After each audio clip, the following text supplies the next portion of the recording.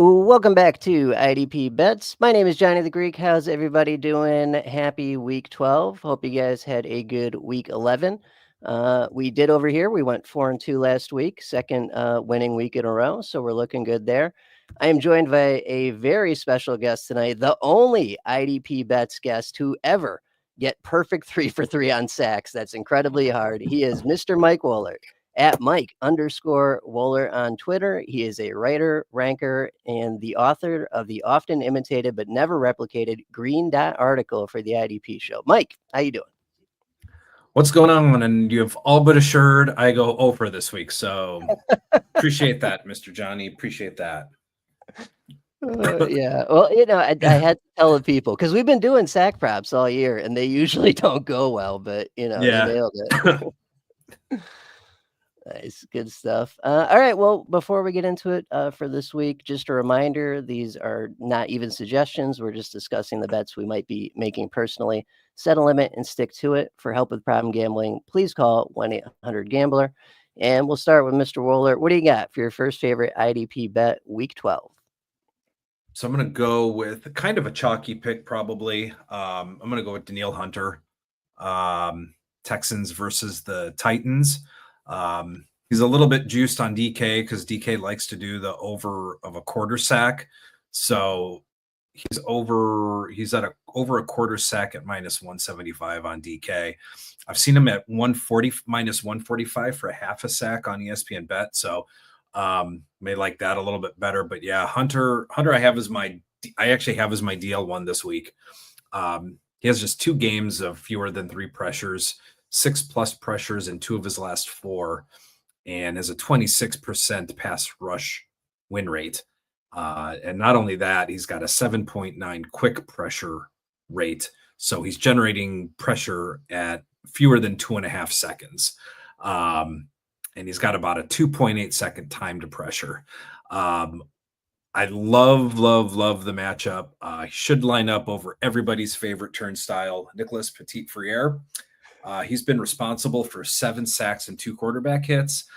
He's allowed a sack in every single game. For whatever reason, they reinstalled him into the starting lineup, and he immediately allowed 2 sacks last week and has a 37.5 pass block grade.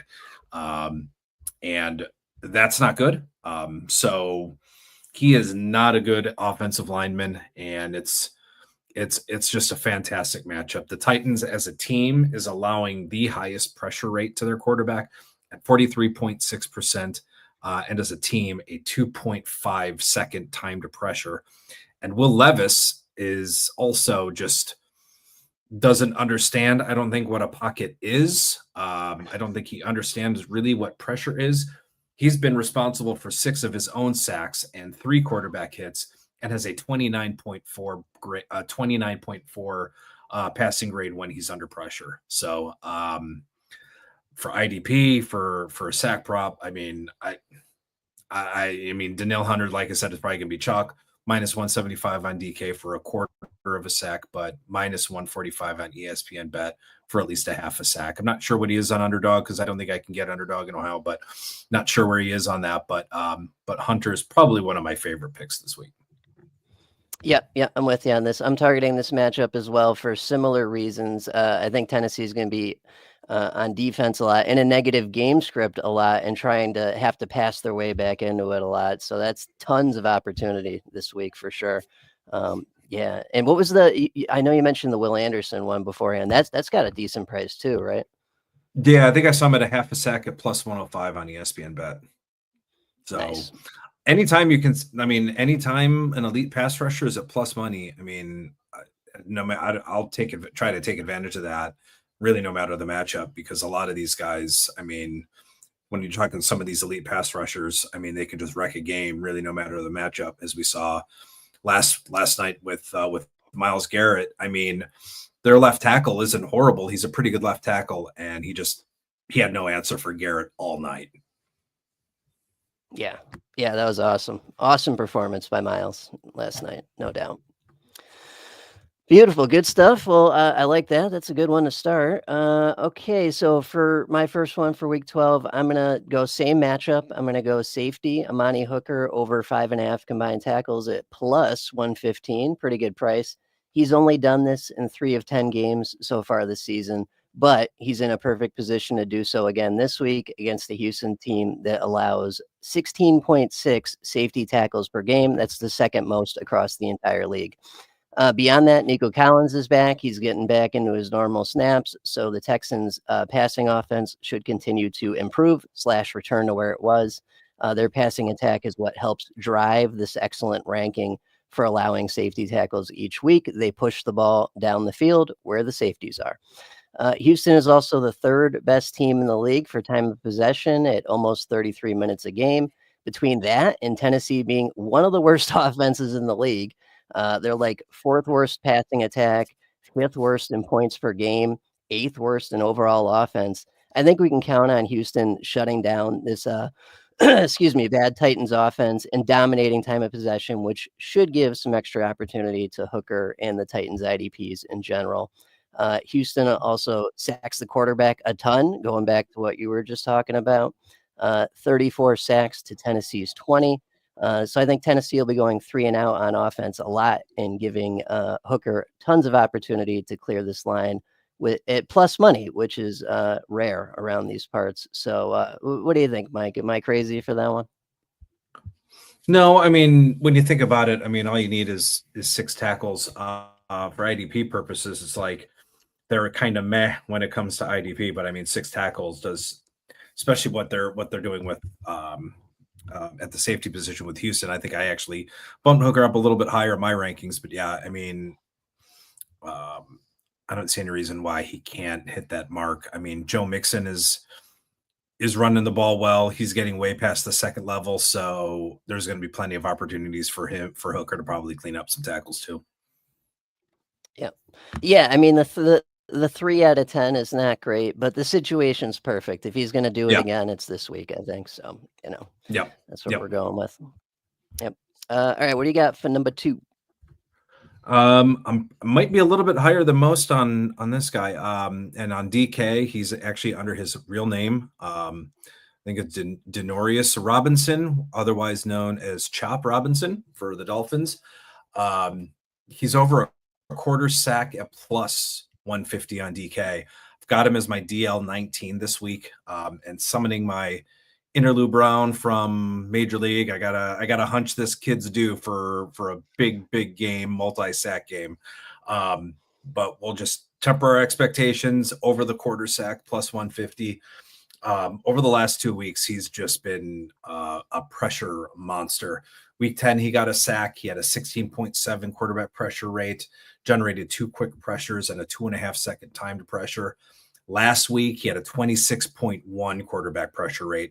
Although he didn't get a sack, he had 6 pressures, 3 quick pressures, and a 0.81 second pass rush get off. So got off the snap in fewer than 1 second. So it seems like when rookies are hitting the wall at this point of the season, his game just seems to be picking up. Overall, a 22.2 pass pressure rate, a 9.3% quick pressure rate, which is a pretty insane number for a rookie. Again, generating pressure quicker than 2.5 seconds. And combine that with a 24% pass rush win rate. So, I mean, he's beating his blockers, getting quick off the snap. I love the matchup. DeMontre Jacobs, a 42.8 pass block grade. He is ranked 74th out of 77 tackles in the NFL when it comes to his grade. He's responsible for 6 sacks, 4 quarterback hits, and Marcus May responsible for 2 of his own sacks and has a 43 grade when under pressure in the pocket. As a team, the Patriots are allowing a 43.6% total pressure rate and a 2.6 second time to pressure. So this is not a good offensive line, and Chop Robinson just seems to be picking his game up. Playing alongside Calais Campbell, who's also generating a lot of pressure and wreaking havoc on opposing offensive lines. This combo should be able to get loose and at least get a couple of sacks on this defensive line. But like I said, all Chop needs is half a sack to pay off the plus 150. Yeah, that's a great price for a really great situation, and I think it's like a 7.5 point spread. So Vegas thinks that New England's going to be in a negative game script and trying to Yeah. pass their way back into it, and they've been a turnstile on the offensive line Yeah. all season. Yep. So yeah, I mean this sets up great. Yeah. Nice. Yep, good stuff there. That definitely makes sense. All righty. For number two, I'm going to go to a linebacker this week. I'm going to take TJ Edwards over 7.5 combined tackles. This is at plus 100. I was kind of shocked to see that it wasn't 8.5 and it was plus money. So we'll take it while it's here. He's done this in half the games he's played so far this season. He's in a good spot to do it again this week against the Vikings. They allow 18.5 linebacker tackles per game. That is third best across the league. Beyond that, Chicago has a pretty good pass defense, ranked 9th overall, but their rushing defense is only 23rd overall. So it's likely we're getting a heavy dose of Aaron Jones this week. And tons of carries are exactly what we need for TJ Edwards to get over this line for us. Minnesota also has the better time of possession ranking, so we could see some extra defensive snaps for Edwards. The Chicago offense has looked like a dumpster fire, so I'm hoping we see more 3-and-outs so their defense stays on the field. The price is nice. The situation's friendly. That's about as good as it gets around these parts. What do you think, Mike? I mean, I thought 8.5 would be the number here, so I was happy with 7.5. TJ's usually around that 8.5, 9.5 mark. So I guess that's what happens when you're not, I guess, producing at a total elite level. So I don't see any reason why he can't get the 8. I mean, sometimes he'll drop back in coverage. He'll get he'll get those, he'll get the run stops and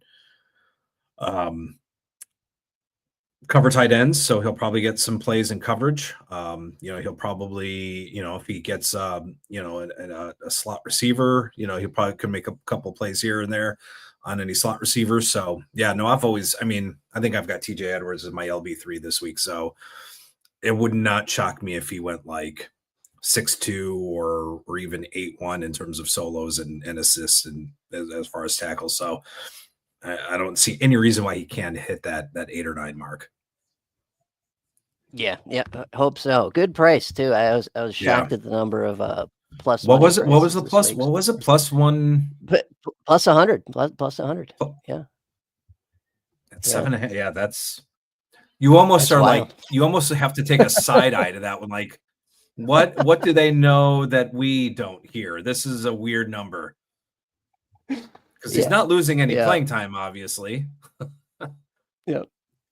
So yeah, I know. I have a feeling. I have a feeling it's gonna. I have a feeling that might turn into a negative by the time the show ends. That's happened. That has happened the last few weeks. Yeah, you're gonna move the line that much. I don't know. Vegas knows everything. All right. Well, we'll see what happens. What do you got for number 3? So I'm gonna go to a tackle prop. And I'm going to go with Arizona and Seattle, and I'm going to go with Garrett Williams over 4.5 tackles against the Seattle Seahawks. He's been their main slot corner, 67% slot rate. So he's been their main nickel corner, but he also has when I saw he had about 140 box snaps. So he's also playing a little bit within the box. 28 of his total tackles have come from the line of scrimmage, whether it's been the slot or as a box linebacker. He's been an asset in the run, as 15 of his tackles have come in run support. And Williams has gone over that 4.5 total in 3 of the last 4 games. He should see a full-time role, if not a 3-down role. Seattle is running 11 personnel at about an 80% rate. So they are running they're running those 3 receiver sets at about an 80% rate. And Seattle is allowing the most tackles to the cornerback position. So I think Garrett Williams has a good matchup going in his favor, a pretty decent offense when it comes to receivers. So I like Garrett Williams to hit the over on the 4.5 mark this week. Yep. Oh yeah, I'm with you on this. Yep. Best team across the league for allowing cornerback tackles. best yards per game passing attack in the league, top 10 in wide receiver targets. It's all there, Yep. and Metcalf is back and healthy. Like, this is good to go. Yeah. Nice. Yep. Good call there. Alrighty. So number 3 for me, Mike, please just shoot this down if you think it's crazy, because we've only seen a week of this guy as a starter. But I'm going to take Tyrese Knight over 7.5 combined tackles on underdog against a Cardinals team that allows 19.5 linebacker tackles per game. That's second most across the entire league. Knight played 81% of snaps last week. He has a PFF grade of 65.5, which is green, decent. And with the departure of Tyrell Dodson, he is now this is where Mike can tell me if I'm wrong, the second inside linebacker starting next to Ernest Jones for hopefully the rest of the season. I did look at Jones' line. It's like 9.5. So that's insane. and Tyrese Knight had 10 tackles for us last week in his debut as a full-time player or close to it. He did also do some injury replacement work earlier this season, and he cleared this line in one of those 3 games earlier this year, but he wasn't playing as much, right? 65% of snaps in week 2, 57% week 3, 74% week 4, 81% last week. And he did that against the 49ers team that only allows 16 linebacker tackles per game compared to Arizona that's allowing almost 20. So I think he's in a great spot this week. I would have gone Ernest Jones, but I don't want to bet on 10 combined tackles. What are your thoughts on that one? Yeah, I mean, for me, I've always liked Tyrese Knight, so I liked him coming out of the draft. So, he's the he's the megastar with everybody saying Tyrese Knight. Yeah. So I don't mind the prop, but yeah, the 9.5. I mean, Jones can hit 9.5, no problem, but still, Tyrese Knight is still a good spot. I don't see any reason why in this matchup the two can't combine for 18 tackles between the two of them. Yeah, definitely. Arizona loves to run the ball, so it sets up very nicely. Yep. All right, I think we got some bonus bets. You got anything for us, Mr. Woellert? Yeah, I'm going to stick at the corner. I'm going to stick with tackles. I'm going to go with Mike Sanderstrill, Commanders against the Cowboys. Over 4.5 with at minus 125, which isn't a horrible number. Sanderstrill, pretty solid numbers as a rookie, playing well over 80% of the snaps. He's been over 90% of the snaps in 3 of the last 4. But he's been consistently a 3-down corner in his rookie year. He's hit the over in 7 games this season. So he's been pretty consistent all season long. So as far as getting those tackles, he's getting targeted. He's got 4+ targets in 7 straight games. Dallas is allowing the 7th most tackles to the cornerback position. And in the last 3 weeks, they're allowing just over 15 tackles per game to the cornerback position, which I believe is up from about 13.5 on the season. So they're allowing a little bit more. Cooper Rush he's a chucker. So I mean, I couldn't believe he threw for over 300 yards last week. I couldn't believe he was going to even get to that number. So they're going to chuck the ball. They're going to throw the ball. Their running game just isn't there. So I'm kind of hoping he'll get matched up on some CeeDee Lamb. I know he'll probably line up on Jalen Tolbert's side of the field for maybe the better part of the game, but I'm kind of hoping they get him on some CeeDee Lamb. So if that's going to be the case, then he definitely is going to have some opportunities for some good tackle numbers. But I think he also has 16 tackles in run support. So he's going to provide that support again in the run game. So I definitely like him to hit the over here. And like I said, about over 4.5 on DK at minus 125. Oh yeah, I'm with you on this one. So Dallas has the 2nd worst rush offense in the league. It's absolutely horrendous. They are so one-dimensional. It's not even funny. So what did Rush attempt, like 45 passes last week or something? Like, it's absolutely nuts. Yeah, it is. It lines up so well for opposing corners right now. And I didn't think it would with a backup, but it's been fine. Yeah, and both tackles, if you wanted to sprinkle in some sack props on Dorrance Armstrong and even not Clellan Farrell, Dante Fowler, I think they're both the plus money on DK as well. Yeah, yeah, yeah. Should be another week of Dallas getting annihilated with the sacks, no doubt. Yeah, but that's okay. I accepted my fate a long time ago. Beautiful. Good stuff there. All right, I got one bonus for us too here. The cornerbacks, we like doing the corners for the bonus. I'm gonna take Cooper DeJean over 4.5 combined tackles. This is on Underdog. He's cleared this line in 2 of 6 games so far this season.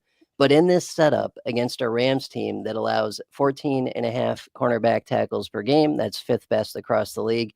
He's got a good shot to do it again in week 12. The Rams also target their wide receivers the most in the league and average 25.2 wide receiver targets per game. That tells me that DeJean's going to be involved early and often and all game long, and that's frankly all we want. We don't have control over anything else. Rams are also the 8th overall passing offense, and they're getting 2.5 points at home. So Vegas thinks they're going to be in a negative game script. It's got a higher total at 47.5. So that suggests a shootout. That always helps. It's not perfect. If Slay was there, I was thinking about that, but he wasn't available at the time of recording. Kenyon was there, but Kenyon never tackles anyone. Like I was looking at No, his he doesn't get targeted. I don't even. He rarely gets targeted. I mean, he's turning into. I don't want to use Revis Island, but he's shutting people down. He is. He legitimately is. They're staying away from him. So, can't go with Kenyon. And Vegas is trying to trap us with that too. It was over 3.5 at like plus 115 or something. So they want people to take that, but no, thank you. So I'm going with Cooper. Do you think DeJean has a chance at this week? Yeah, I mean, if he's lining up in the slot, he probably should see plenty of Cooper Kupp, I'd imagine. And I mean, Coop gets targeted pretty heavily, so I don't see, I don't hate that at all. So there's actually some decent numbers I like. I mean, I don't even mind Reed Blankenship at over 6.5 at plus 110. Because I think if I'm not mistaken, I think the Rams are actually a pretty good matchup for safeties also in terms of tackles allowed, if I'm not mistaken. But I don't mind the 6.5 tackles for Reed Blankenship at plus 110.